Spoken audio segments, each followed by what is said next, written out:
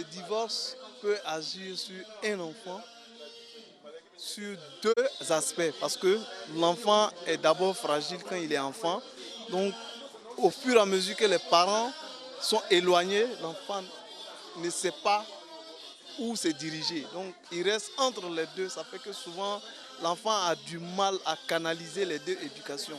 Le divorce, ça peut infecter l'enfant, surtout quand l'enfant naît et que les deux parents ne sont plus ensemble et que l'enfant doit être entre les deux parents. L'enfant, souvent, ça peut l'envoyer à un autre chemin que vous deux-même ne souhaitez pas. Donc, vraiment, le divorce, vraiment, c'est pas bon, en tout cas, dans un couple.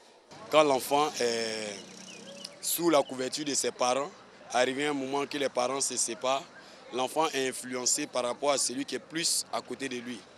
Et donc, il y a une séparation au niveau de son éducation. Donc, l'enfant est fragilisé.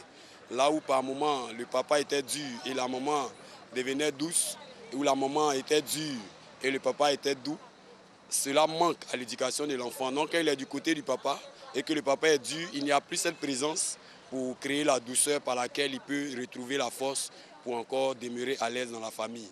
Et donc, ça a un impact fort. Quand les deux parents ne sont pas ensemble, ça pousse l'enfant à la débauche. En tant que les deux parents sont là, même si maman à la maison, monsieur travaille, maman a toujours le temps de s'occuper, de donner des conseils aux enfants. Aujourd'hui, de nos jours, on voit les enfants qui se droguent, qui font un peu de ça, parce que les deux parents ne sont pas à la maison. Donc moi, je préfère que, afin de divorce, les gens n'ont qu'à enlever ça dans leur tête.